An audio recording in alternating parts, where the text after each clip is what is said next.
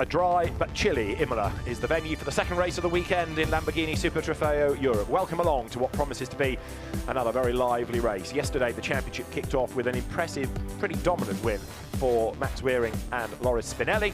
But today's grid is going to be a little bit different, and as the cars make their way on to the circuit, it's going to be Kiwi Brendan Leach with Gerhard Watzinger starting on pole position. Max Weering and Loris Spinelli lining up second on the grid for this 50-minute race, with, as all, of course, the majority of races on an SRO package have, mandatory pit stops with driver changes optional, as in you can, if you wish, go solo, but you have a longer pit stop to make. The car has to be at rest if it is a single driver entry for 63 seconds, whereas this is just 60 for the soloists, and the pit window is between the 20th and 30th minute of the race. Yesterday, as I say, it was a race won by Max Weering and Loris Spinelli, but starting on pole position today is going to be Brendan Leach.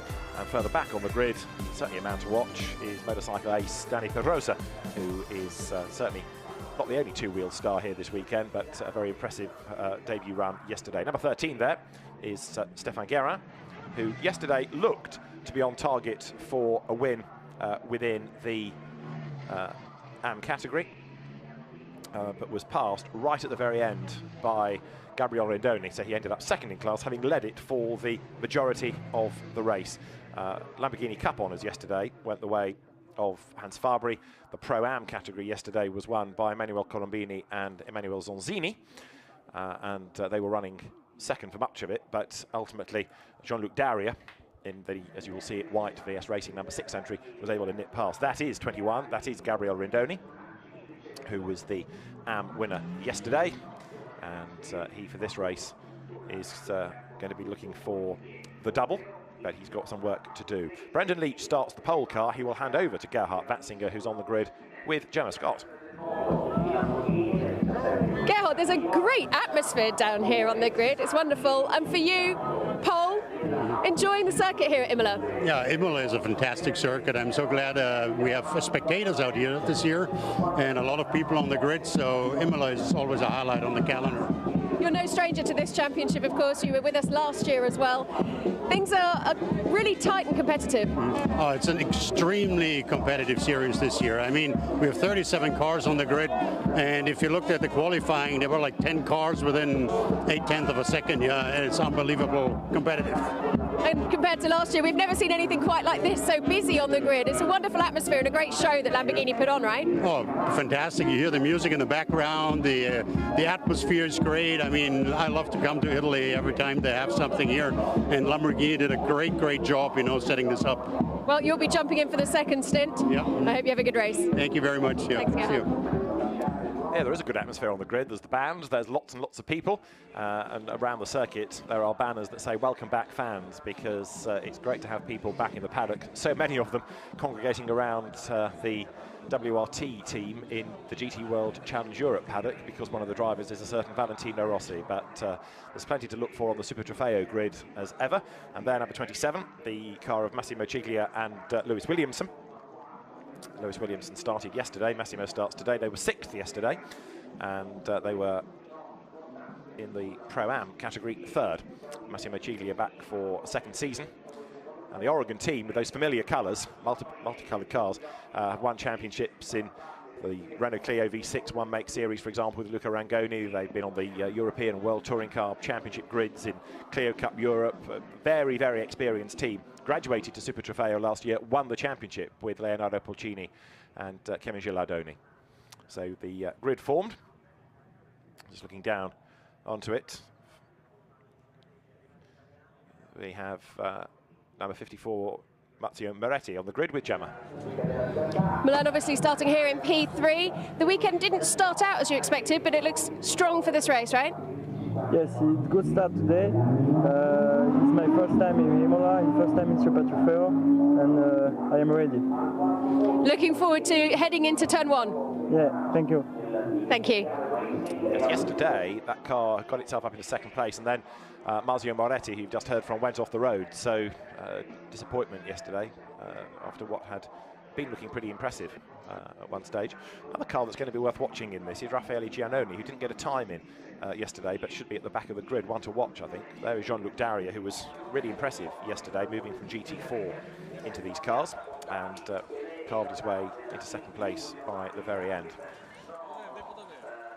So as the countdown continues, it will be, of course, a rolling start, so the cars will be released ready for the rolling lap shortly. And a quick look down onto the grid there at number 89, which is the Imperiale racing car of Manuel Begerano, another newcomer to the championship, but he went well yesterday. Manuel Begerano finished in 4th place overall, so potentially another man to watch as he becomes more familiar with the car. Number 9 is of Target Racing as well. Dimitri Gravatseva started yesterday, so Milan Petelet, the French driver, starts today.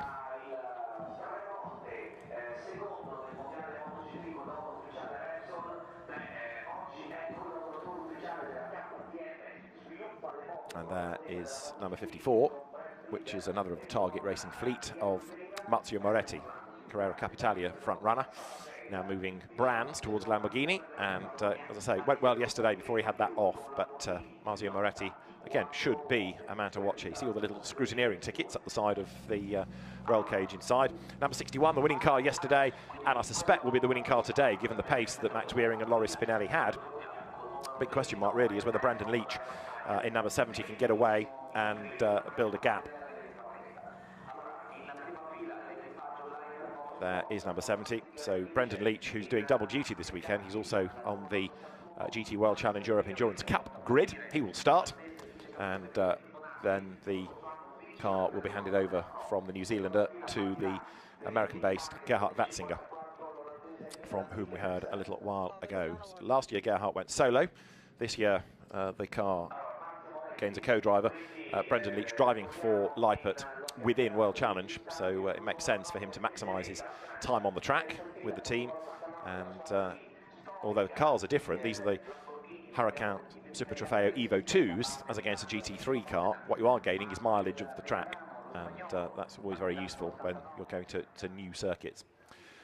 So there, the grid just about good to go. Fans in the background looking out over the exit of the last corner at Ravazza.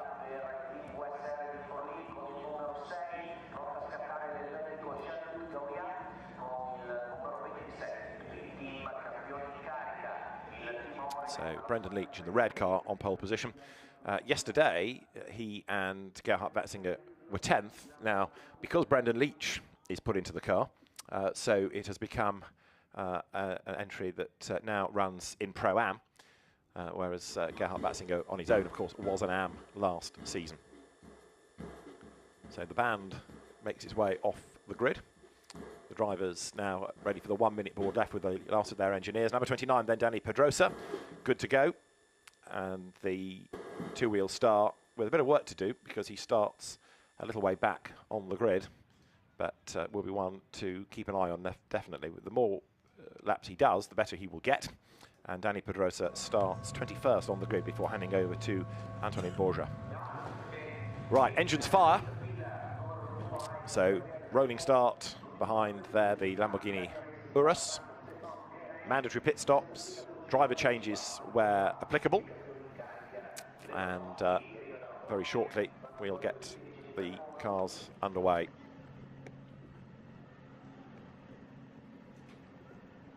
So one car that didn't race yesterday was number 2 because Elie Dubelli had an off leaving the pit lane round to the grid, and the car was damaged and didn't start. Pierre Falegioni will drive today, and that car will start today. That car's on the 9th row of the grid. So away they go behind the lead car as it is, ready for the rolling start. A grid full of Super Trofeo Lamborghinis always makes a fantastic noise, no question about it. It's a great spectacle. Another season about to get underway here at Imola, with, of course, then the championship having its first 5 events as part of SRO race weekends. And then, as is the tradition, the Lamborghini World Finals will be the event at which the championships finish, not only the European, but also the Asian, after a 2-year hiatus, and the American. So it is going to be Brendan Leach that starts on pole position, with Max Wearing alongside. Marzio Moretti starts third, and Milan Petelet for Target Racing, his teammate, is alongside. Then Manuel Begerano, Josef Zaruba in the Pro-Am car that he shares with Bronek Formanek. It rounds out the third row of the grid, ahead of Jean-Luc Daria, man to watch, and Massimo Ciglia, another man to watch, in fact, ahead of Gabriel Rindoni, yesterday's AM victor, and the vanquished of yesterday, Stéphane Guérin, another driver stepping up from GT4 to Super Trofeo. Andrei Lewandowski, a prolific class champion, lines up alongside Henri Bonduel on the 6th row. Row 7 is Enrico Bertora lining up with, alongside him, the Romanian driver, David Mihai Seban. Then it is Cyril Lima starting in the family car with Holger Harmsen, a soloist, alongside on row 8. Row 9 is where you find Oscar Lee sharing with the ever-quick Dan Wells, and then Pierre Feligioni for Boutsen Racing is alongside. On the 10th row, there is Emmanuel Colombini and Oliver Freimuth next alongside him, with Danny Pedrosa starting 21st and Raf Michrut going from 22nd in the shared GT3 Poland entry. Marc Rostin is 23rd on the grid, ahead of Jürgen Krebs. 13th row is where you find another serial titleist, Gerard van der Horst, and lining up alongside him is Kerong Lee, another newcomer to the championship, ahead of yesterday's Lamborghini Cup winner Hans Fabry, and Damien Chiosek alongside him. Then, number 32 is going to be driven in the first stint by Sandro Meur, and alongside aboard number 91 is Paolo Biglieri. Then we have Luciano Previtello, dad, handing over to his son. Francois Grimm is alongside him in the Boutsen Racing car, ahead of Rodrigo Reger de Ceves and Kumar Prabhakaran, the Malaysian driver, back for another season of racing in Europe. The back row of the grid, or the back full row, is where you will find the cars of, first of all, number 11, which is Alessandro Tarabini, and Raffaele Giannoni completes the grid as the field then comes down to Rivazza.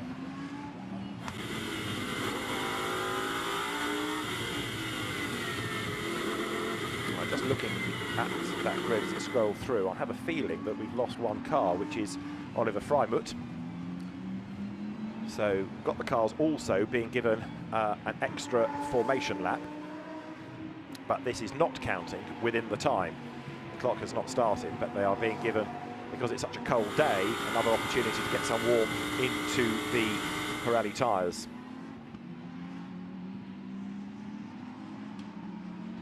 So the cars then up to Tamburello. So Brendan Leach on pole position versus Max Wearing. Now, Max drove in the championship last year, so although he doesn't necessarily know this circuit, he does know the car. He was in jolly mood at the end of yesterday after the win, understandably.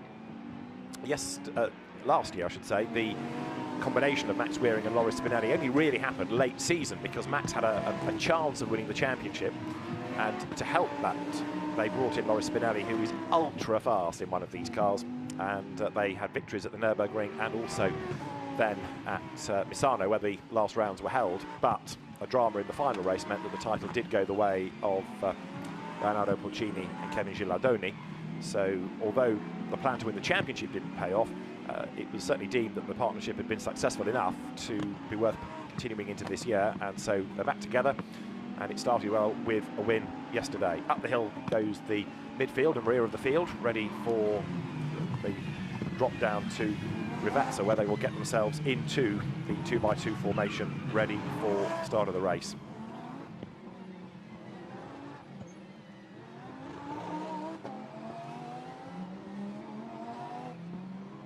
So pole position goes to the quick Kiwi Brendan Leach. Can he get away from Max Wearing? It's going to be a really interesting stint. Of course, they're not fighting necessarily for the same win, because one is a Pro-Am, one is a Pro category car. So it's the class points, the class positions that matter. There is the point for pole as well. Down the hill they come.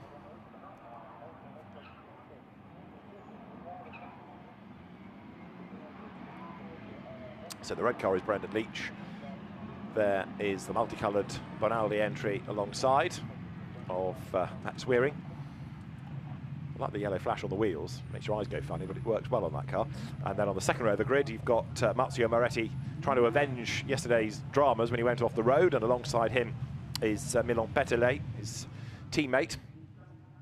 So now the cars accelerate up towards the line, ready for the lights to change then to get things underway, which will happen any moment because the long drag out of Ravazza up towards the line is almost complete. The race director, Alain Adon, has his finger on the button. He's ready to give the instruction, if he's happy, that the lights can change, and so almost a bit of overtaking further back there. Was that Oscar Lee darting out of the draft and getting back in again as he realised he shouldn't have done that, but the lights will change. Now the lights go green, we go racing. Good start by Leach. Is he going to be able to stay ahead then on the run up towards Tamburello for the first time? Side by side they run into the braking zone. Brendan Leach in the red car brakes as late as he does, and he does claim the advantage then. He goes through in the lead. It's always a bit of a tight squeeze into that first Tamburello chicane, but so far so good. They've all made it through at the front of the queue, and Brendan Leach has a little weave left and right there to try and shake off the attack of Max Wearing, trying to break any toe that might have been given, and also to try and get a bit more warmth into the tyres. But Brendan Leach leads through the Villeneuve chicane for the first time. Wearing is second, Moretti third, Petelet is fourth, fifth is, by the look of it now, Jean-Luc Daria. Down to sixth has gone Manuel Begerano. Everybody out of the Villeneuve chicane on that short run up towards Tosa. On the outside line there you saw number 90, which is the car in the hands of Holger Harmsen. He drives on his own in this, so it's a grueling race in a sense, but he has got the race to himself and doesn't have to worry about losing any track time to a co-driver, or a co-driver doing anything silly even either. So Brendan Leach leads, and he's getting away a bit, isn't he, on this opening lap? He's certainly pushing on, and he's built an advantage of, I would suggest, about 0.6 of a second already, looking at sector times. So Brendan Leach it is, Brandon Leach rather, who comes now down through the chicane, bounces over the curb, and now the run onto the end of the lap, heading towards Ravazza, and the safety car has just gone onto the circuit, and that's the reason why 87 is off the racetrack, and so also by the look of it is Oliver Freimuth's car. 87 is Keron Lee, and 24 Oliver Freimuth, I'm sure, was the other car involved in that. So safety car deployed, and an early safety car period as well. This all of course counts within the 50 minutes, so that looked like it was down at Ravazza, and the car's off the road, so that's why the safety car is deployed, and everybody has to slow down, of course, as the incident is attended to. Sandro Muir, number 32, going through. So the drivers get the message, the safety car deployed.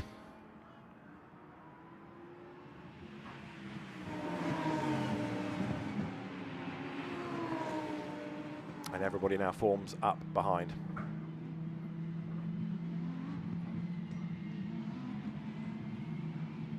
So, race order, Brendan Leach leads the way from Max Wearing in second spot, third being Marzio Moretti. In fourth place, when they came pouring over the line, was Milan Petelet. In fifth place, Jean-Luc Daria, so good progress made early on. Sixth, Manuel Begerano, who's fallen back a little bit, and then in seventh place, it was Josef Zaruba, ahead of Amaury Bonduel. Ninth, Massimo Ciglia, and the top 10 rounded out by Andrei Lewandowski. So Brendan Leach, race leader at the end of lap one, and of course here's the frustration for the pro in a Pro-Am car. Early safety car means you don't have as many laps to try to stretch the gap for your co-driver.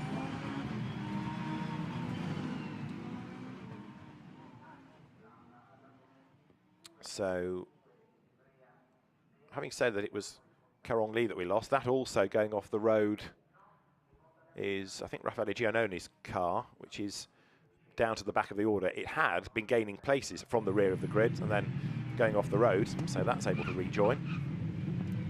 But Keron Lee off the road in 87. We've also lost Luciano Privitello and Alessandro Tarabini somewhere as well. Two more cars that didn't come through at the end of the opening lap.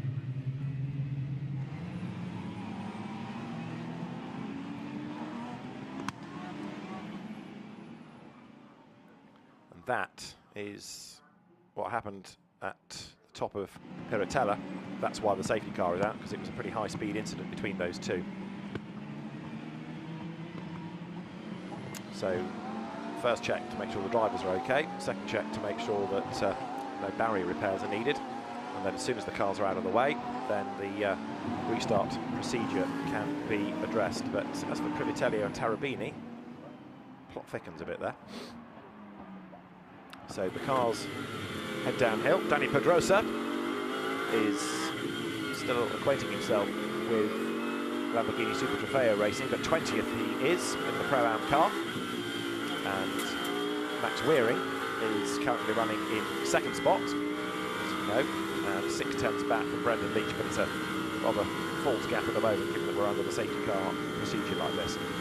Safety car pounds over the line, so the speed certainly picks up, which does rather suggest we might be not too far away from getting racing back underway, but the safety car not hanging about, that's for sure, when it came past the pits just now.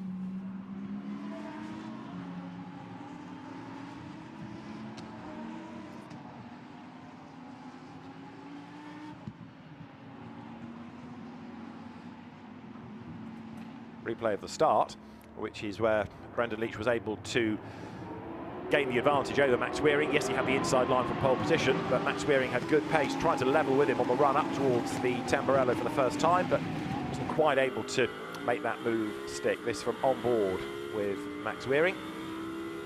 The Flying Dutchman has Brendan Leach on his left, and if you're not ahead by the time you get to the corner on that longer outside line, you're going to have to give way. And staying on the inside for the middle part only really puts you in jeopardy, so they all funnel through safely.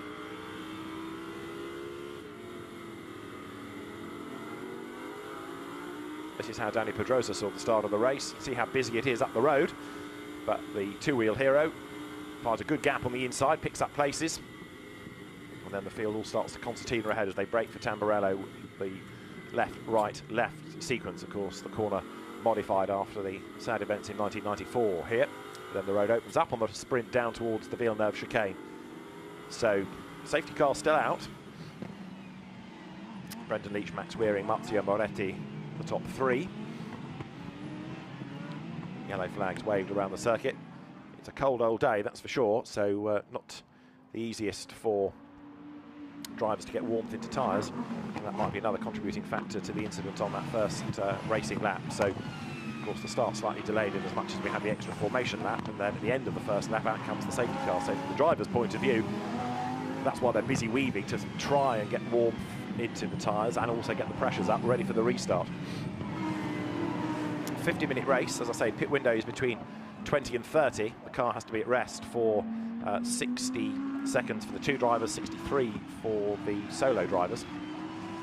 Why the difference? Because if you're on your own, you do have a slight advantage because you know what the car and the track are like. So you can carry on where you left off in the second stint, whereas it's a little bit different for the incoming driver of the second car.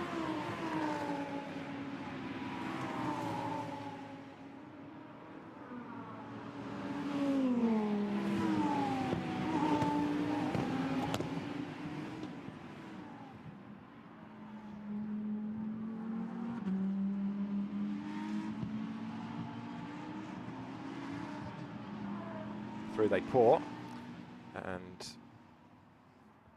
safety car, I'd love to know its lap times, because as I say, every time it comes past the pits it looks to be very, very rapid indeed. Now of course a road car being hustled along does look very more dramatic without any aero to keep it on the ground, so it inevitably looks quick, but the fact that the field actually is pretty strung out at the moment does suggest that the safety car is going at a fair old speed, which is important to try and keep the tyres with any sort of temperature in, ready for the restart. But for the moment, there's no suggestion that it's going to be in at the end of this lap. We've just gone past the main incident zone. But as for the Privitello and Tarabini cars, either they didn't start or they've had an incident elsewhere that we've not seen, because they have also not done a lap, but they weren't involved in that tangle that we quickly saw the replay of. Raffaele Giannoni having to do all the hard yards again. All the places he'd made up, he's lost after his spin here. This is Gabriel Rindoni. So he's currently second in the AM fight. Andrzej Lewandowski, serial title winner out of AM or Pro-Am, with Karol Bash, both in the championship or the world final. He's a leading AM at the moment. The leading Lamborghini Cup car, 88, as often it is, Hans Fabry, ahead of Gerard van der Horst and Francois Grimm. Pro-Am is Brendan Leach leading it from Milan Petele and then Josef Zaruba. And then the pros, well, Max Wearing there in second place overall, Marzio Moretti third overall, and Jean-Luc Daria fifth overall. It's Petele for Target Racing. But another lap about to be ticked off here by the safety car. So the frustration for the drivers, they can't yet go racing, but as soon as the road allows, they will.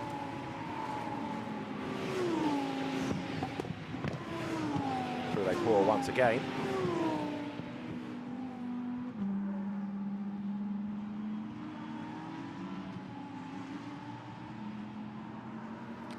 Looking at the Oregon entry, there it is, further down the order of Enrico Bettera. 55 going through, that is Andre Lewandowski. And safety car will be in at the end of this lap. So it's been about 10 minutes that the safety car has been out on the circuit for, but the lights will be out, probably heading up towards Variante Alta. And then Brendan Leach can go again, but he's just lost, as I say, the best part of 10 minutes of trying to build up a gap for Gerhard Watzinger. But the opposition really is not Max Wearing, because that's a pro-class car. The opposition is going to come from number 9 in Pro-Am, Milan Petele, who will give way to Dimitri Gavatseva for the second stint.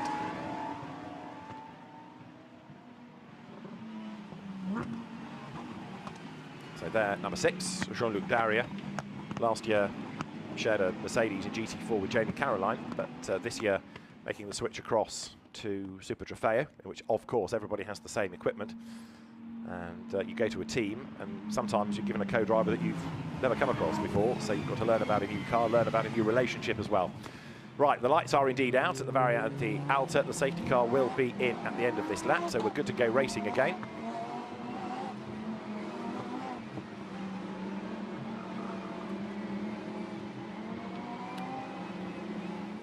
Number 2 of Pierre Feligioni, so didn't start yesterday. He's got up to 17th at the end of the opening racing lap and has work to do from there, as now Brendan Leach slows the pace right down as they drop down towards Ravazza. What he wants, of course, is to get them all stacked up behind him and then accelerate away and try and catch Max Wearing unawares, get a good restart, try and build a little bit more of a gap, and then there's that long acceleration run up towards the timing line. Gerhard Watzinger watches on from the pits, and Brendan Leach is accelerating away now. And have we got a problem there? Look, because there's one car very, very slow away. Now, who is that? It's 54, which was third. It is Marzio Moretti. I was just wondering if it had a flat, because the car looks slightly low on a corner, but Marzio Moretti, as the race gets underway, does not go with them. So Moretti has got a problem. He falls into the pack as Brendan Leach leads. Max Wearing through Tamburello they come. This is Max Wearing's view then, back racing here at Imola. So the field accelerates through the Villeneuve chicane now. Brendan Leach is trying to do what he did on that first racing lap prior to the safety car, build that gap. Up to third place then is Milan Petele. Jean-Luc Daria runs 4th, ahead of Manuel Begerano now, and 6th, Josef Zaruba.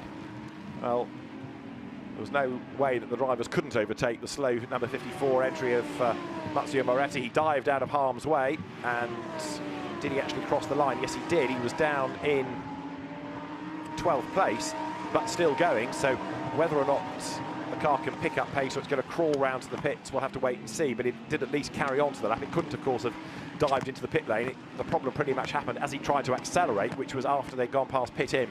So the new third place driver is there. It is Milan Petele ahead of Jean-Luc Daria. Manuel Begerano is next. The cars head once more up towards Variante Alta through the right and the left. They'll use as much curb as they are comfortable with. Fastest lap, by the way, is the man that's last but one, Raffaele Giannoni, because of course the cars at the back able to accelerate earlier on the restart, and so he had greater pace coming over the line. So even though he's penultimate, he did the fastest lap, but it's a phony fastest lap and it won't stay for long. There's 55 of Andre Lewandowski. His season ended with a pretty badly damaged car in the World Finals last year when the brakes failed on him, but he's bounced back this season and running as a soloist. We know now that 54 has stopped, but in a safe position. So Marzio Moretti retired yesterday after an off at Tamburello. He's retired today as well. Big, big shame. So Brendan Leach trying to build the gap. It was nearly a second at the end of the first lap. He's done the fastest lap, perhaps not surprising given that he's out front. He's got Max Wearing chasing on behind him as they wriggle clear of Villeneuve chicane. This is Wearing's view then up towards Tosa now. Turn through the left-hander, get back onto the power, sprints up the hill. And you can see the gap the top two have pulled over the second car in Pro-Am. Third overall there, Milan Petelet. Behind is Jean-Luc Daria. Massimo Ciglia there in the Oregon car with a pink nose. Next in the queue, and another good little fight here is 22, which is Josef Zaruba, with behind him Amaury Bonduel looking for a way through. Bonduel runs in Pro, Zaruba with Bronek Formanek in Pro-Am. And the two of them nose to tail, different classes, but sixth overall. The fight is for. Once more up towards the Variante Alta through the right and the left. They flick right over the curbs.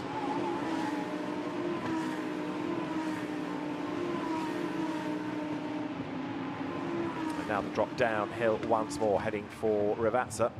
So the leaders with this advantage of 9/10 of a second, Brendan Leach and Gerhard Watzinger. There, 28, Amaury Bonduel pushes on. He's not quite able to make a move yet against Josef Zaruba, but it's not far off before he can attack the former Formula Renault driver. Up past the pits. So Brendan Leach leads the way from Max Wearing in second spot. Petelet goes through third, then Daria Begerano, Josef Zaruba, Amaury Bonduel, Massimo Ciglia, that's André Lewandowski with the green front, and then Stefan Guerin rounding out the top at 10 behind him. Gabriel Rindoni has lost a place therefore. He's ahead of Holger Harmsen and Cyril Leimer, the field pouring through. One car that went well yesterday, led for a time, number 78, ended up third. Emanuel Colombini at the wheel of it, way back at the moment in 18. Didn't qualify that well, not getting through the traffic either. That said, hasn't had many laps in which to do it, as Danny Pedrosa here, the Spaniard, accelerates clear of the chicane.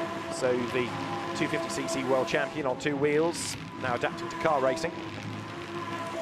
And doing it in a high-profile enough championship, but without the brightest of spotlights. Good move, really. As there, Josef Zaruba is under real attack, isn't he now? Because Bonduel right on his tail. He's always quick through this section of circuit, Amaury Bonduel, and tries to think about a move into Acqua Minerale, but not able to do it this time around.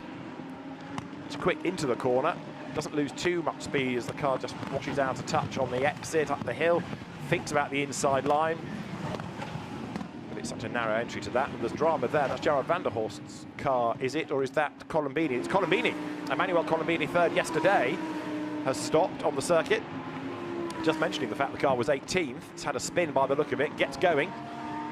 So I think what you saw with the flame coming out of the back was him frantically trying to start the engine again, and the amber fuel spitting out of the back. He rejoins ahead of Kumar Prabhakaran. That's going to put him into 30th place then. So third yesterday, 30th on the racetrack at the moment, and still a lot more work to do to try and salvage any result out of this. So there is the race leader. The gap is increasing, 2 seconds, but in real terms, it's Brendan Leach versus Milan Petelet we need to be looking at for the Pro-Am honours. First to third. Here is a replay of, yes, Colombini ran way wide coming out of Tosa, got onto the grass, skimmed the wall with the wing, looped it. That's why he stopped on the circuit, and then tried to restart the car. So back into the race he has gone as number 6, Jean-Luc Daria, turns out of Tosa and now climbs the hill once again.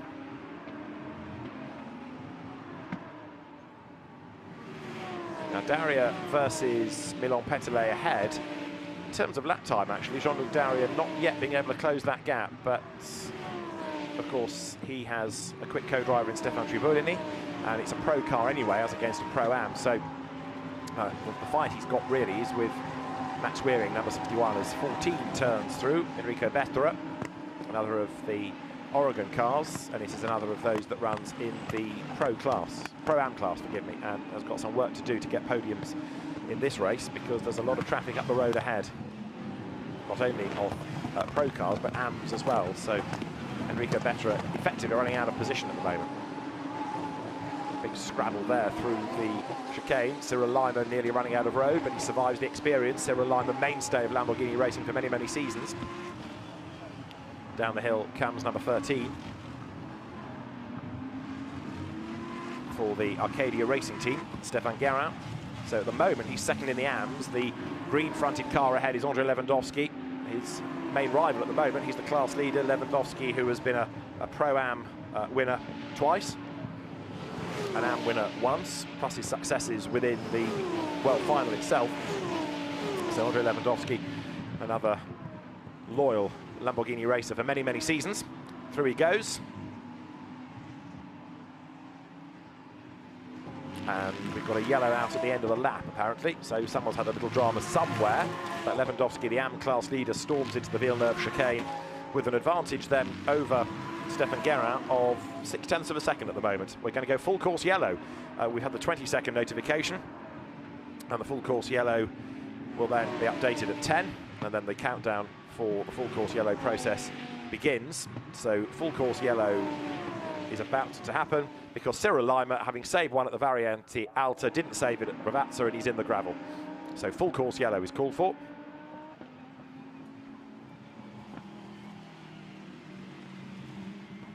So we've had a safety car, now full course yellow, and that was just as the pit window was about to open. And the pit window does indeed open. So full course yellow, which in a sense, under a full course yellow period at the pit window opening, is fine because the cars are running at a slower pace anyway. You can anticipate most people getting the stops done under full course yellow, and therefore it's going to be easier after the stops, still keeping the full course yellow going potentially, to get the safety car out, get the correct order ready for the restart. So it's 63 in the gravel, as you saw, Cyril Lima, and the leader comes in. I would imagine you'll have a completely clear road, actually. I think everybody will serve the mandatory stops under this full course yellow, although that said, no, there are one or two that are going to try and brave it out. So Milan Petelet and also Jean-Luc Dowry have bucked the trend. Now, I would be surprised if this were purely a full course yellow period. I would imagine the safety car will be used for the restart, and therefore it will be a longish period, and therefore they might regret that decision. They're roll of the dice. But they've stayed out. Others, the majority, I think will try and come in. So new race leader, number 9, Milan Petelet. In has come, as you see, Max Weering, and he gets out of the car. And the next shape that gets in will be that of Loris Spinelli. So there's the new leader, Milan Petelet. Jean-Luc Dowry behind him. Coming now into the Tamburello sequence of corners, the chicane at the start of the lap. Approaching halfway in this 50-minute race, not too far adrift of that now. And another interruption for the drivers, but this, again, would suggest, if we had a safety car on the first lap, that it will become safety car eventually, because, as you saw, the benefit of a safety car over full course yellow is that the cars can go faster, therefore tyres, brakes, up to temperature, pressure's up as well, ready for the restart, and although the cars are closer together on track, they're almost safer to go racing because of the extra temperatures that the drivers have, certainly within the rubber. So Alain Adam, who's the new race director for this year for Super Trofeo, will be perhaps using the same principle he does in GT World Challenge Europe. Very experienced race official. So it's his trademark way of doing it. Full course yellow, if you can do it early, slow everybody down, sort out the incident, and then release them under the safety car. So pit stops are cycling through. And the majority of the field, as I say, have been in because it would be the ideal opportunity to get the stop served.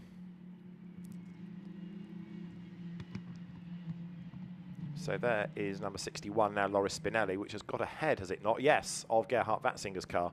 So in real terms, that's a change for the lead of the race. It was the red Lippert car ahead before the stops. So Gerhard Watzinger falls back, so his pit stop was 1 minute and 43, whereas the Spinelli and Weering stop was 1 minute and 38, so a much, much faster pit stop for the car that now leads the race. And the other one that's possibly done quite well in terms of a pit stop time, number 27, Massimo Ciglia, giving way to Lewis Williamson, because that was also pretty quick. But of course the other element to this is that you've got to make sure that your pit stop is to the regulations, because it's not just, I was talking about how long you've got to be at rest for, there's also the delta drive time to add on to that as well. So quite often a team, if they don't quite time the release to the correct moment, find themselves short on the pit stop, and at the end of the pit stop window, then the data comes from the timekeeping service who is timing to say, right, these are the ones that are under the number, and therefore if you're under by a few tenths, that's multiplied by 3 and that's added on. If you're out by seconds, then the penalties are far more draconian. So others serve their stops, and these are the two that didn't last time and now think they really ought to. So Milon Petelet, number 9, Jean-Luc Darrier, number 6, do come in. And we'll see where that drops them to, where that puts them after the cars have been through. Now, of course, if we suddenly went safety car now, everybody would go quicker, everybody would bunch up, and those that were behind initially will be able to jump ahead. Under full course yellow, shouldn't make too much difference. But where they can gain or lose is on the pit stop time itself. As I say, if it's, as long as it's over the regulation time, that is fine. If you're over by a tenth, that's good. If you're over by more than that, clearly you're losing time against your rivals. So there, the VS Racing entry sits in the pit lane. Stefan Tribudini, former Alpine GT4 racer, will get on board, and Dmitry Kravatseva will get on board this car of Milon Petelet. So not only is that for the moment taking the lead, but also it is now worth keeping an eye to within Pro-Am, where so also is going to be 27. Now, Lewis Williamson in the Pro-Am Oregon car, a good pit stop, and another one to keep an eye on when we go back racing. One or two of the back markers also now running in this train, as we've already got cars being investigated for speeding in the pit lane. One of them is Raf Mikrut, number 5, another one, number 78, the VS Racing car of Emanuel Colombini, who spun, and Emanuele Zonzini, and the other one, number 91, is Paolo Biglieri, who gave way to Pietro Perolini. So again, there is no hiding, because the data is such from the officials that they have all the data they need. They're back into the race in the lead now, number 9. So by staying out a lap later, it has worked in favour, seemingly, of Dmitry Kravatseva, because there he is the race leader. And so in second place, he's going to be Loris Spinelli. In third is Gerhard Watzinger. And then in fourth place, it's Stefan Tribudini in the white car. In fifth place, Manuel Begerano. In sixth, Lewis Williamson. In seventh place, now Bronek Formanek. Eighth, leading the AM, Stefan Guerin. Ninth, Gabriel Rindoni in AM. And down to third in AM and 10th overall is Andrei Lewandowski. And the best of those in the Lamborghini Cup right now, Gerard van der Horst, 16th overall. So as the cars now turn down through the Villeneuve chicane, Dmitry Kravatseva leads. So everybody should by now have served the mandatory pit stop.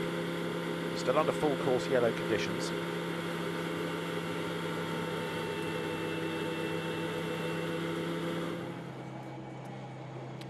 It's the last of the stoppers, is it not? So we've got Jürgen Krebs in, that's Sandro Muir. And also in has come number 12, which is Regis Rego de Sebas, and Enrico Bettera for Oregon. So yeah, everybody has come in. Not everybody has yet gone out, but everybody has undertaken their stop. And the window is going to close in about 4 seconds' time. 97 is under investigation for speeding in the pit lane. Jürgen Krebs brought it in for Tim Muller to take back into the race.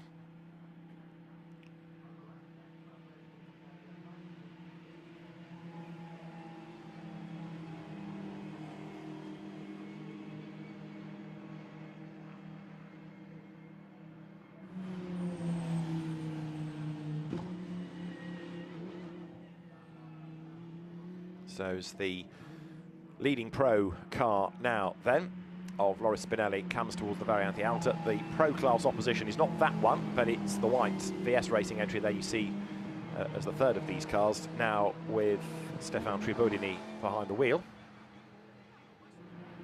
But under the full course yellow conditions, of course, you have to crawl round at this delta speed. the pit window is now closed, pretty much. I know, got a few seconds still to run. Then the safety car is entering the circuit. So now, safety car on track, and exactly the usual format that you see in GT World Challenge Europe. The safety car will scoop up the leader now. Then, of course, cars can go faster. The gaps will all come down, and we'll get ready for the restart. So the final, which is going to be less than 20 minutes, probably about 16, I would suggest, when we go racing, maybe less than that even, will be dramatic because the bulk of the field will be as one, and it gives those cars, those drivers that had lost time early on, a real chance to fight back.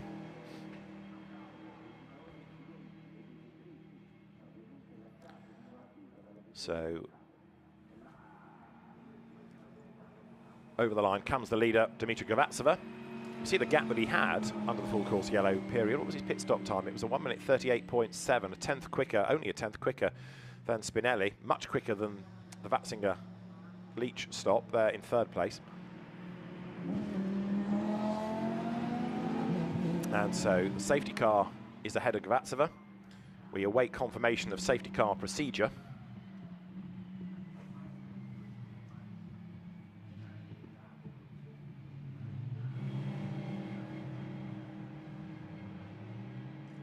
That recovering is 97, already being investigated for speeding in the pit lane, the Müller-Krebs car, but got himself in a bit of woe up at the top of the hill. Now we go safety car, which means that you can go faster. What happened to 97 then? Oh, just a spin on cold rubber. Under full course yellow conditions as well. So Tim Müller having a moment. Right, so now the safety car process begins. That means that people can speed up to match the pace of the safety car. And hopefully everybody gets the message, because there are still a few crawling around thinking it's full course yellow.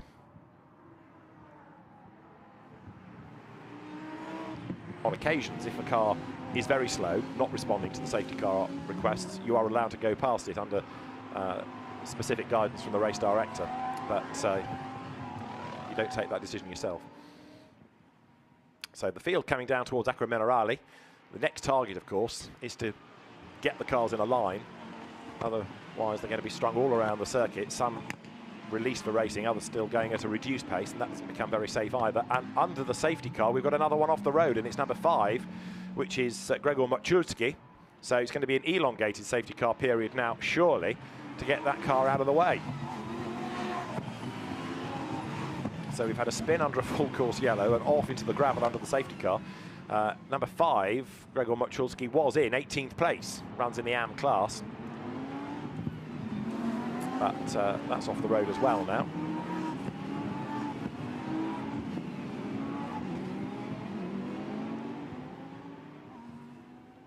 So down the hill they come, and Alain Adon, race control, must be getting a little bit irate at this point, because just when you're ready to try and get things back underway, you have somebody else bidding it. But to go off the road under a effectively waved yellow flag situation like this, whether it's a spin under a full course yellow, as you saw from Tim Müller, or into the gravel, as is in the case of Gregor Moczulski, it tends not to go down well with race officials.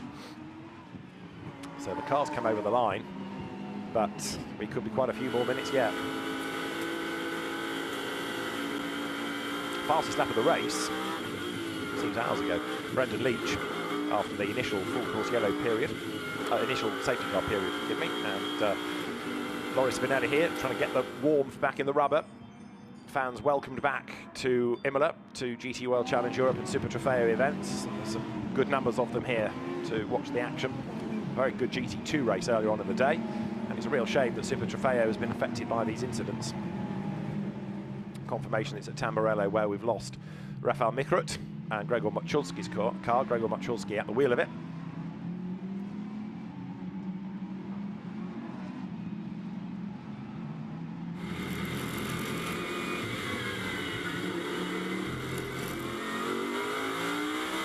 Tamburello then comes now Antonin Borga in the car that Danny Pedrosa handed over to him, and that's his 16th place overall, but it is 3rd, 4th, 5th, 6th in class now. Run by the Rexall FFF racing team, the same FFF racing team that had so much success in World Challenge Europe a few seasons back, with Andrea Caldarelli's team in the GT World Challenge endurance and sprint events. And a Super Trofeo squad has been in existence for a season or two, but it's a much bigger campaign this year, more cars being run within the Super Trofeo. Lewandowski turns through. So class leaders, outright and Pro-Am, Dimitri Gavatseva aboard number 9. The leading Pro, of course, 61 is Loris Spinelli. The leading Am is number 13, Stefan Guerin, who is in 13th. And the leading Lamborghini Cup entry now has become Hans Fabry after the stops, up into 18th place.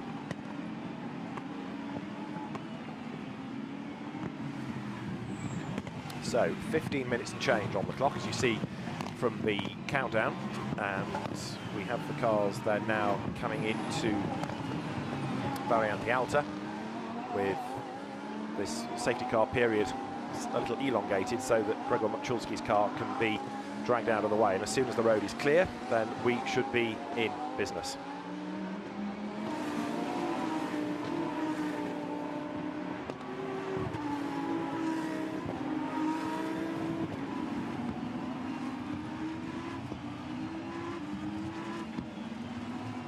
Down through the approach to Rivazza they come.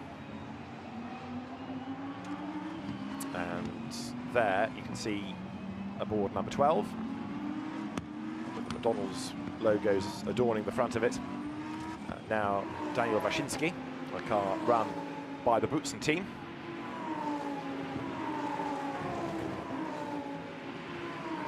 So safety car heads over the timing line once more.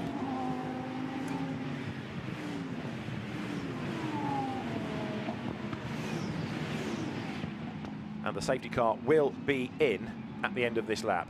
So safety car in this time, so the drivers will now get that information from their teams, start therefore to quicken the pace, get themselves set ready for the resumption of the race. And then what are we going to have, 11 minutes maybe or so before we can get to the checkered flag. So drivers hoping at this juncture to get through without dramas.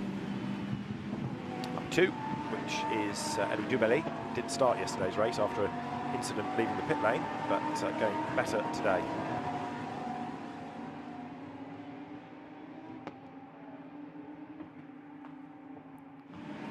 The car started by Pierre Feligioni and running in 13th place, which is a good effort. So out of the Variante Alta they come. Now the drivers prepare themselves for the restart. Lights out on top of the safety car. So they've all got the message.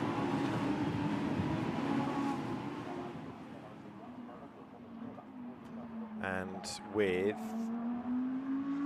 just under 13 minutes now, as the cars come down towards the Rivazza corner, the race about to get underway. Amongst those under investigation are the 2 leading cars for their pit stop times. So as we go green, Dimitri Gavatseva leads but is under investigation. So is Loris Spinelli behind him. There are another 2 as well, Oscar Lee and Dan Wells' car being investigated, and the Zonzini Colombini entry 2 is there. Up the inside line goes Stefan Tribodini to get ahead of Gerhard Watzinger, goes through, picks up the place on the inside, and also Manuel Begerano goes through as well. So Gerhard Watzinger falls back into the clutches of Lewis Williamson, who's another in Pro-Am, and therefore that is about to take a place away. Yes, he's gone through, so Lewis Williamson, the British driver, goes by on the inside line up into now second in Pro-Am. Dimitri Gavatseva leads on the road. It is Loris Spinelli second, but the one that might win the race outright with penalties, if there are any in the system, is Stefan Tribodini. And normally when you're told something's under investigation, there's not much to investigate. The evidence is there anyway as an alert. Up through Tosa come the cars then for the first time, climbing towards Piratella, first time on this restart. 11.5 minutes. But now if there are penalties coming, the fascination will be whether they're going to be tenths or much, much more than that, whether it's going to be a car having to serve a drive-through even, which would take it out of contention altogether. Pressure on Gavatseva, the Am there being given a hard time by Pro Spinelli, who looks to try to find a way past him. Is there room on the inside at Variante Alta? Not this time there isn't. So Dimitri Gavatsova moves across, covers the line, and while he's holding up Spinelli like this, so Stefan Tribodini is closing all the while. So Dimitri Gavatsova trying to hang on to the lead.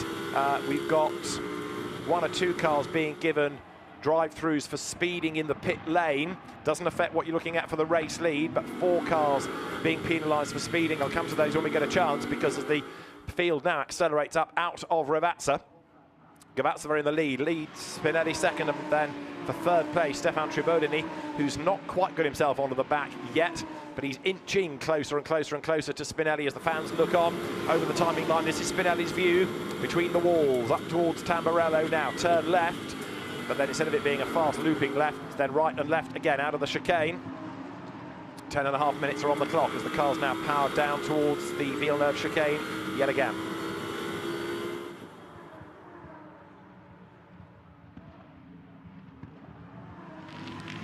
So Tribodini, his last lap in third place was a 43.2, a 10th quicker than Spinelli. So he's getting there, but he needs Gavatsova to be the cork in the bottle a little bit and keep Spinelli at bay to give him a chance of catching up. It's all kicking off in the AMS as well now, because Stefan Guerin has got Gabriel Rindoni behind him. Andre Lewandowski trying to join the party as well, but he's got to get past Amaury Bonduel first.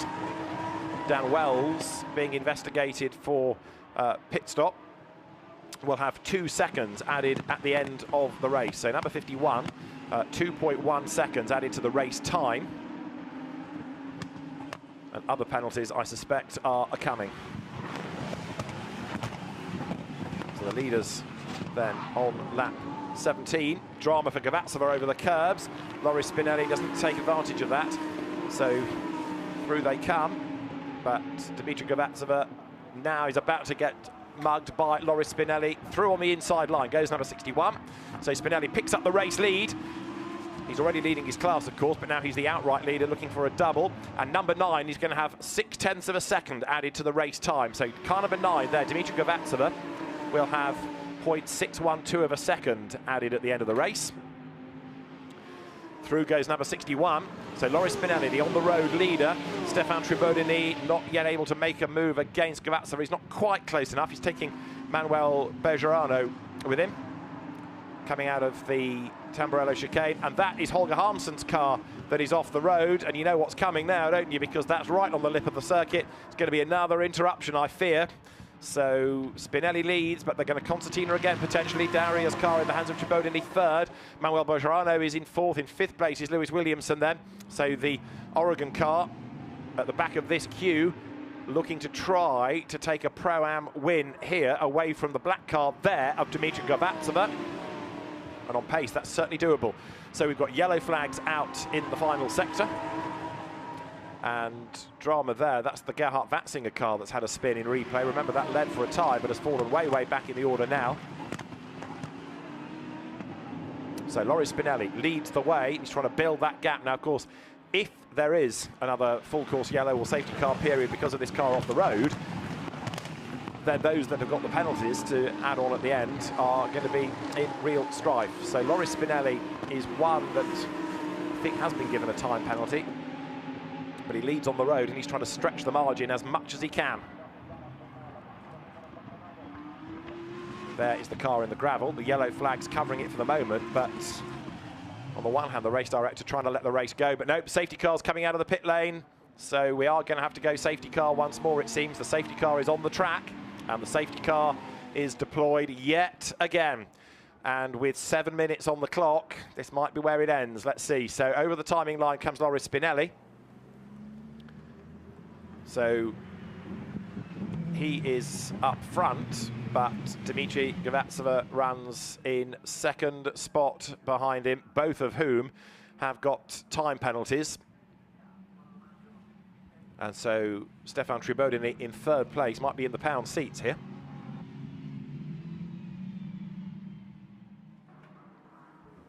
Getting a replay here of the cars pouring through Rivazza. And this was on the last restart, bit of contact between the two of them.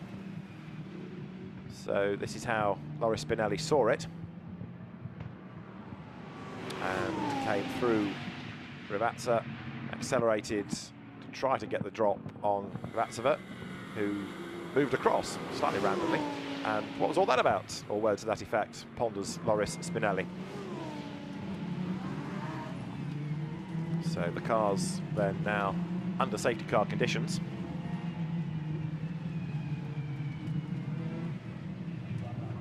Olga Harmsen's car out of the gravel.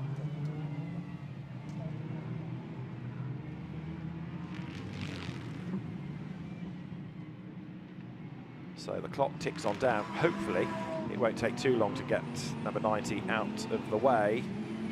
But again, for those drivers needing to try to push and open up gaps, this totally goes against them.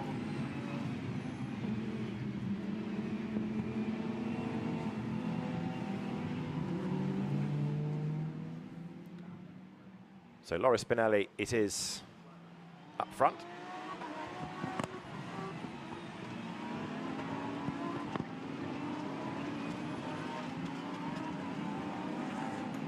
So down the hill they come into Acqua Minerale with Loris Spinelli, the on-the-road leader.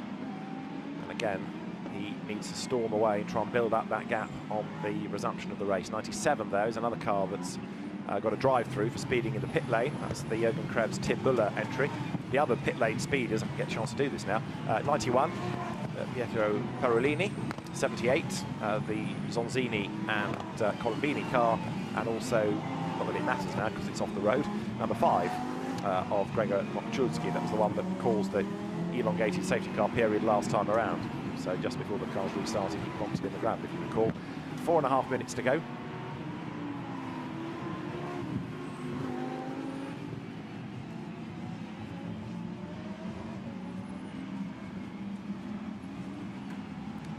So Loris Spinelli, the race leader. Dimitri Gavatseva running second on the road, but like I say, with the unpenalised Stefan Tribodini in third place, he could well be the man to watch on that restart. So safety car is on its last lap.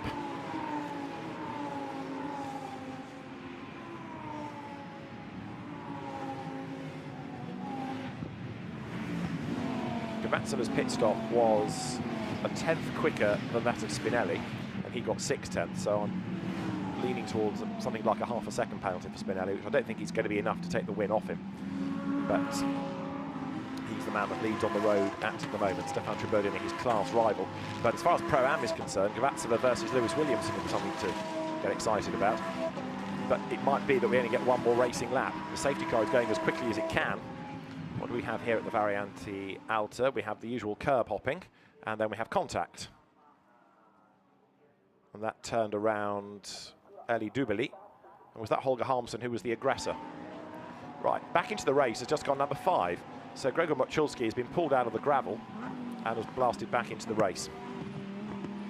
3 minutes and counting, and a flying lap is a 1:41. They might get 2 laps out of it after all. Downhill comes the field. So from, what do we have, 36 starters, too many, we've lost a fair number, let's put it that way. Lights out on the safety car then, so that will peel in at the end of this lap. And the safety car comes towards the end of another use. It's been busy in this race, but it's an extra Lamborghini to look at as well. So 61, Loris Spinelli gets ready for the restart. A flying lap is a 1:40. Just over 2 minutes on the clock as he comes up towards the line then. Accelerates away and tries to get the drop over everybody and succeeds in so doing. So he should counter the penalty by that. Dimitri Gavatseva in second place, but Lewis Williamson there in the green-backed car, the Oregon multicoloured entry. He's got to get through the traffic. They will have time for 2 more laps as they go through. So Lewis Williamson trying to hunt down number 9 of Dimitri Gavatseva. That's the one to look for now as they head towards Tamburello. Other battles lower down include number 13 there, which is Stefan Guerin, under attack from Dan Wells in his Pro-Am car, who is heading for a podium as the cars come to the Villeneuve chicane then for the penultimate time. Out turns the leader, Loris Spinelli. Into Tosa now, through that left-hander and make the climb up the hill.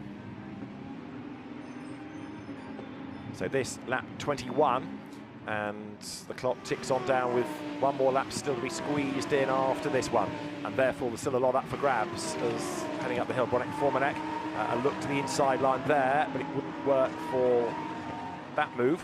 What about the other classes? Can anything change in the AM? Stefan Garant is far enough ahead of Gabriel Rindoni, I think.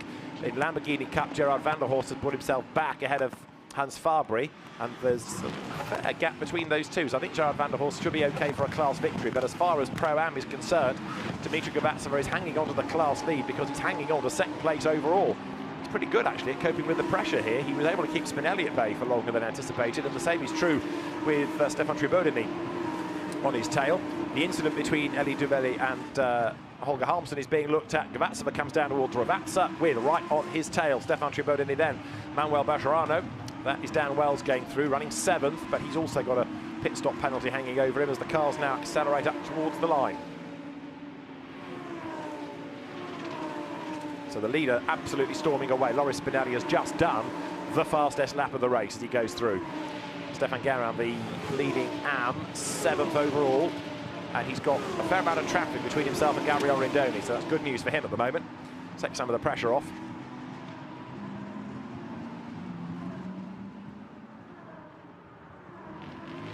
Race leaders then out of the Villeneuve chicane, last lap.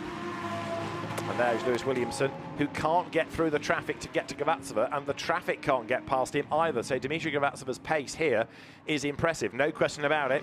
Had a first season in Super Trofeo last year and looking good. So a Pro-Am victory heading his way. The FIA recognised driver comes then up through Piratella, and frustration for the Oregon Lewis Williamson, Massimo Giglia car, just can't clear the traffic. Loris Spinelli, who's not had really many racing laps to do in this stint, is trying to make this as good as it can be. He's already done the fastest lap, he's going quicker again, he's got a clear road ahead of him, he's got the checkered flag at the end of it. He wants to make sure he counters the penalty that he's got, 10ths of a second for being short on the pit stop. He comes over the brow now down towards Ravazza. This is 2nd, 3rd, 4th, 5th out of Variante Alta. Lewis Williamson still trying to find a way up past Manuel Begerano, but fair play to Dimitri Gavatseva because he's hung on to 2nd place and the class lead, despite all the pressure being applied behind. Comes now up through Ravazza, out of which is Loris Spinelli, and it's going to be 2 out of 2 for Loris Spinelli, and Max wearing the checkered flag at the ready. A very, very happy team cheers him home. And so the Benaldi Motorsport car, Loris Spinelli, Max Wearing, the drivers, take race honours. In 2nd place and a win in Pro-Am, Dimitri Gavatseva, and his co-driver, good first stint by Milan Petelet. Stefan Tribodini and Jean-Luc Daria take 3rd ahead of soloist Manuel Begerano. Lewis Williamson and Massimo Giglia 5th. Dan Wells and Oscar Lee 6th over the line ahead of Stefan Garant to win in AM. Amaury Bonduel is 8th from Antonin Borga, and Danny Pedrosa finishing 9th. And 10th will be Gabriel Rindoni. Gerard van der Horst wins the Lamborghini Cup part of the race.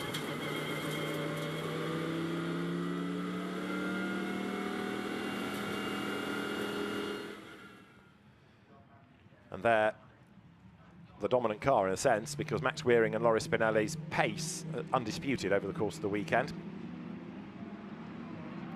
And car 21 is having a time penalty quickly applied, which is Gabriel Rindoni. Doesn't affect the class win, but where was he in relation to Andrei Lewandowski? Far enough ahead. Yeah, it won't affect the class result there either. So side relief all round for the Luxembourgish driver. He'll fall down to 12th in the classification. Dimitri Gavatseva's penalty, though, did drop him behind Stefan Tribodini. He keeps the class win, but changes 2nd place overall. So Loris Spinelli, the winner, by 6.8 seconds on corrected times over, in the end, Stefan Tribodini.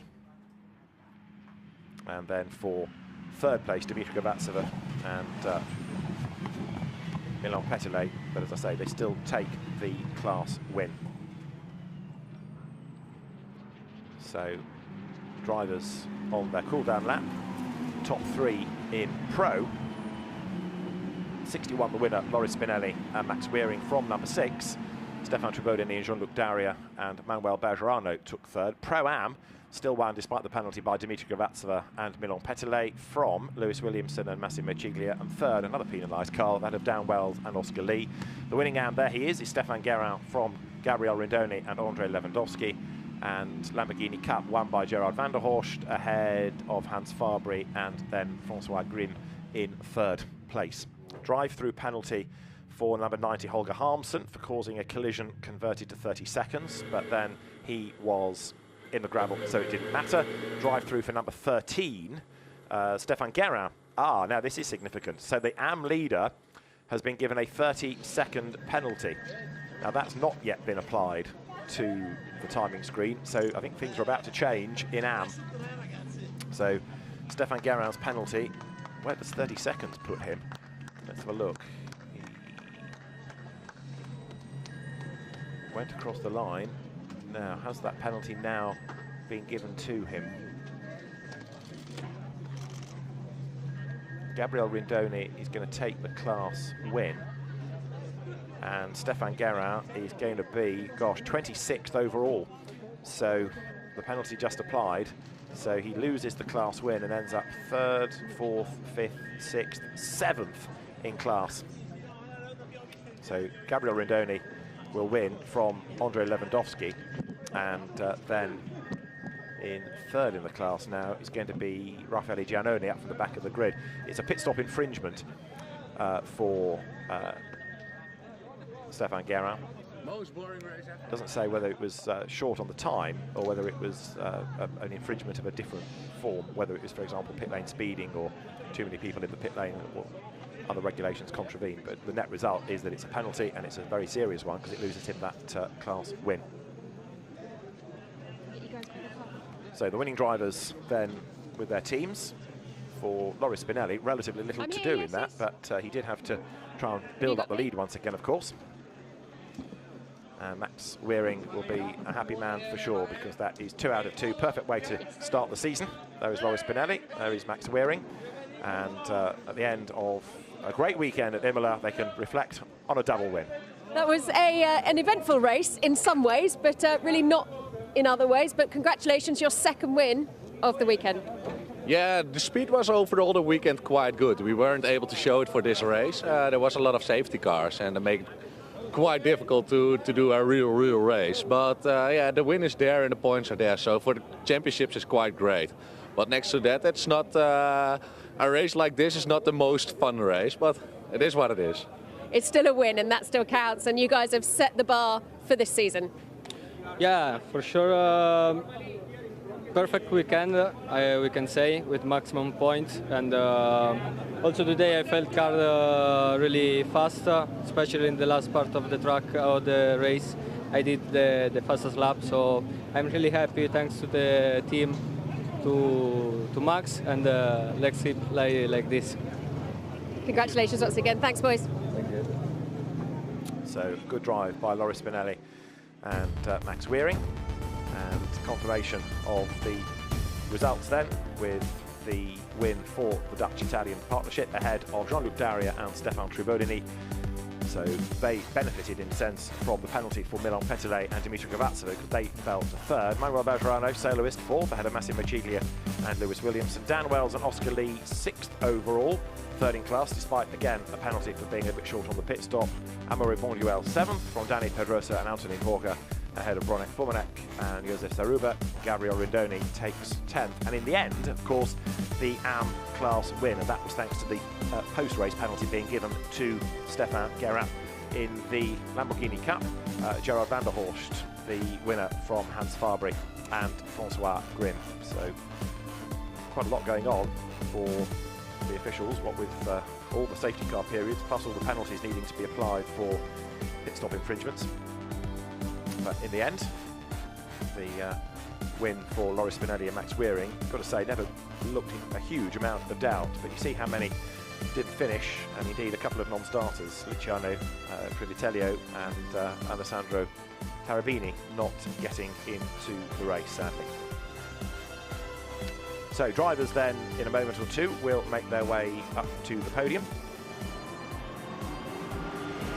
Quick look at the highlights of that race, which involved a good getaway by the pole-sitting Brendan Leach, but behind him, Max Weering trying to take the battle to him as they wriggle their way up through the Tamburello chicane for the first time. At Tosa, the field all concertinaing as the field turned through the left-hander on the power up the hill, and the leading two starting to get away as Brendan Leach and Max Wearing battled amongst themselves. Good scraps further down the order as well, with the Marc Rostin Claude Gosselin car moving through on the inside of Hans Fabry, and number 14, which was the Oregon entry in the hands of Enrico Bettera, also trying to gain ground. We had a full course yellow period though early. That resulted in a lot of pit stops being taken all at the same time, and it also put number 9, that stopped a lap later, into the lead of the race. Dmitry Gavatsova rejoining, but he was short on the pit stop time. That meant that a post-race penalty would need to be applied, cost him the second place overall, but not the class win.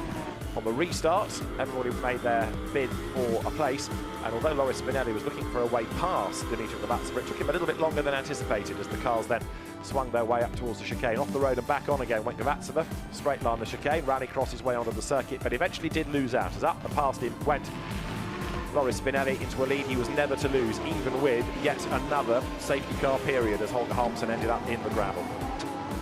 In fact, that as the cars turn out of the Variante Alta, Spinelli set the fastest lap of the race, charged clear, and made it 2 from 2 here at Imola for Bonaldi Motorsport and for Spinelli himself and for Max Wearing. So drivers then to make their way in a moment up onto the podium. The sun's starting to break through again here at Imola. It is a pretty chilly weekend, must be said, and one of the reasons that the majority of races are having extra formation laps is because of the fact that getting tyre temperature is not easy. So everybody here wrapped up warm. Great circuit, Imola, good old school circuit. Yes, it's evolved over the years inevitably, but still has all the echoes of its long, long past. Home of the San Marino Grand Prix. And so as now the Lamborghini dignitaries are ready, including Stefan Winkelmann, the CEO of the company, technical director Maurizio Reggiani in the background on his phone. Drivers then step forward, and the pro category will be first, where for the third step out will come, or should come, Manuel Begerano. Are we doing top 3 overall here potentially? So if we are, Milan Petelet and Dmitry Gavatsova first. So drivers for the podium: Loris Spinelli and Max Wearing, then the overall winners for the second time this weekend.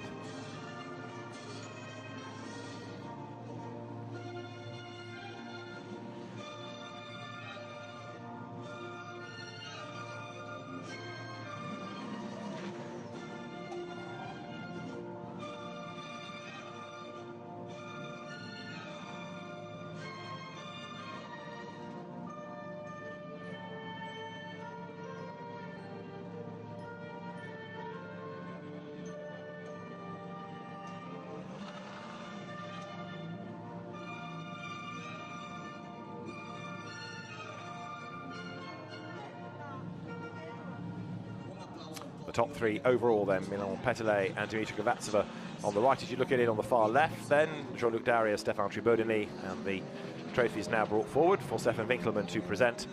And of course in the middle there are race winners Max Wearing and Loris Spinelli. Loris has quite a collection of Lamborghini Super Trofeo trophies after many successful years, both in Europe and North America.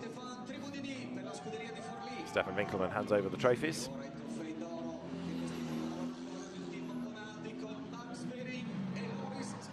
So Loris Spinelli now, Max Wearing, all smiles. Frustrating race in a way because of the interruptions, but a win, a win, a win. And Max Wearing has got to be looking pretty confident now for the remainder of the season. Then for the winners, there is the Pirelli Trophy as well.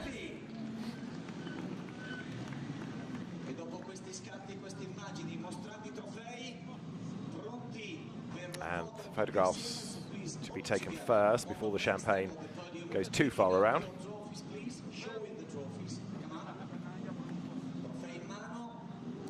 So all smiles from the top 3, which of course include the Pro-Am winners there. Milan Petelet, first weekend in Super Trofeo for him, and Dmitry Gavatsova who did drive well to soak up that pressure. And yes, there was the penalty, but that was for the pit stop time rather than anything a driver did out on track. You can always blame the team if it's a pit stop infringement because they released you at the wrong moment. That's always the line from a driver.